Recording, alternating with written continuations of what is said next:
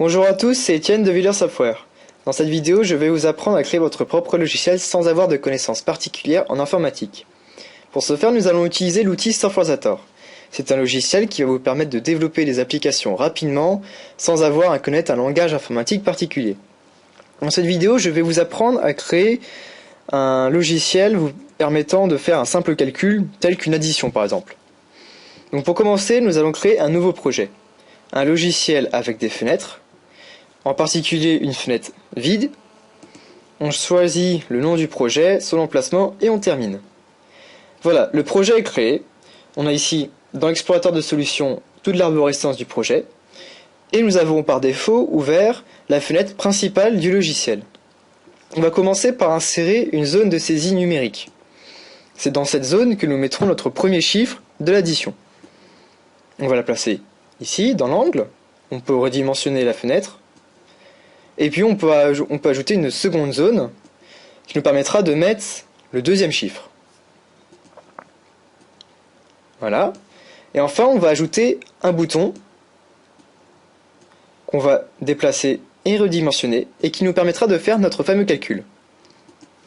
Ensuite, le but du jeu ici, c'est de récupérer la valeur de cette zone-là et de celle-ci, d'additionner les deux et de l'afficher lorsque l'on clique sur le bouton.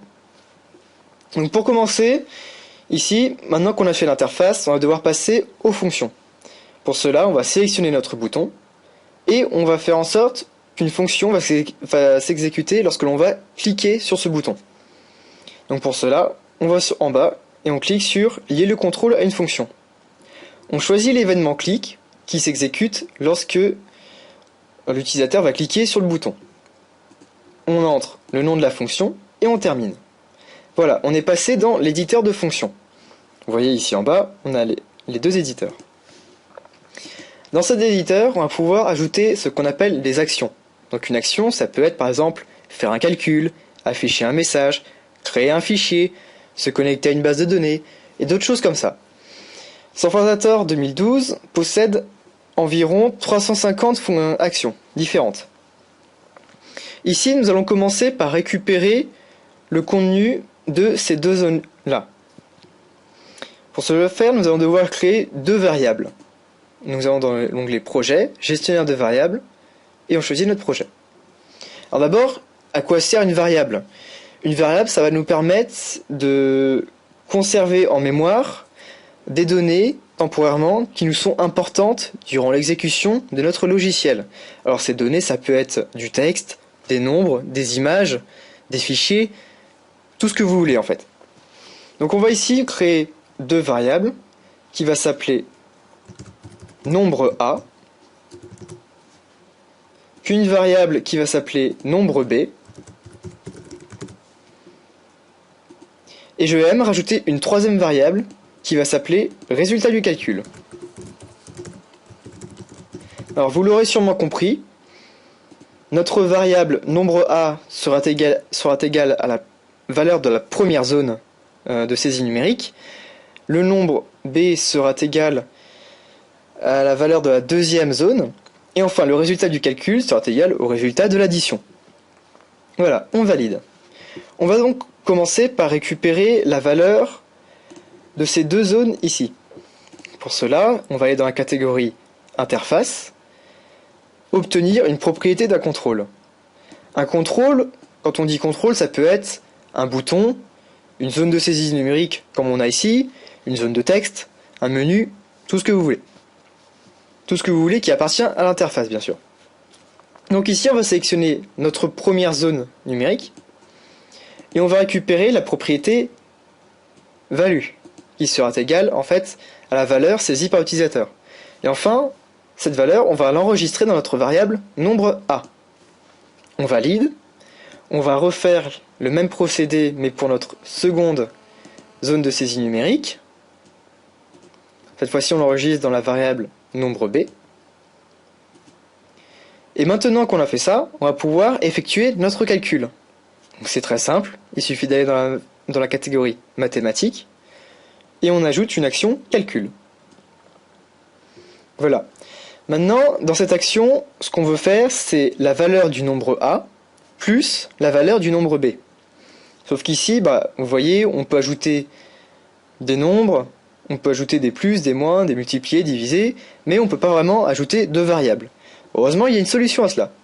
Il vous suffit de cliquer sur le petit bouton à côté de l'éditeur, et vous allez pouvoir sélectionner une variable, nombre A, et voilà, une syntaxe s'ajoute à votre éditeur.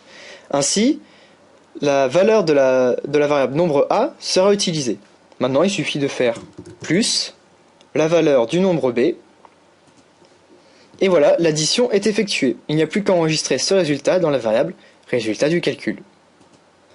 Maintenant, notre calcul a été fait. Maintenant, ce qu'on veut, c'est afficher le résultat de ce calcul. Alors, il y a plusieurs méthodes. Vous pouvez soit, par exemple, ajouter un texte dans la fenêtre et faire en sorte que le calcul s'affiche dedans, ou alors, tout simplement, ce qu'on va faire ici, afficher le résultat dans un message qui apparaîtra à l'écran. Donc pour cela, on va dans la catégorie Interaction, afficher un message. On l'ajoute à la suite. On va saisir la variable résultat du calcul, et ainsi, la valeur du résultat de notre calcul que nous avons fait sera affichée à l'écran. On valide, et maintenant, il n'y a plus qu'à aller dans l'onglet Projet, Exécuter, pour que le software Editor compile notre projet et l'exécute. Donc on a ici notre fenêtre que nous avons créée. On va pouvoir mettre deux valeurs, par exemple 12 plus 2. Et en cliquant sur ce bouton, on devrait donc voir le résultat du calcul. Et si je clique, voilà, 12 plus 2 est bien égal à 14. Évidemment, après, c'est un exemple tout bête qui permet juste de vous familiariser un peu avec ce logiciel. On peut faire plein de choses avec Software Editor. On peut utiliser des bases de données. Il y en a 3 différentes de supporter. On peut se connecter à des serveurs. On peut manier beaucoup de données, créer des diagrammes, utiliser des fichiers Excel. Bref, vous pouvez vraiment créer votre propre logiciel. À partir du moment où, évidemment, il ne faut pas chercher à créer quelque chose tel que PowerPoint avec ce logiciel-là. Ça ne sera pas possible, évidemment, mais vous pouvez faire, par exemple, un logiciel de gestion de clientèle ou des outils qui vous seraient à une utilisation personnelle vous permettant, par exemple, de gérer votre ordinateur. C'est un exemple comme d'autres. Vous pouvez faire absolument beaucoup de choses avec cet outil. Voilà, j'espère que cette vidéo vous a plu, que ça vous a familiarisé avec ce logiciel, et merci d'avoir regardé.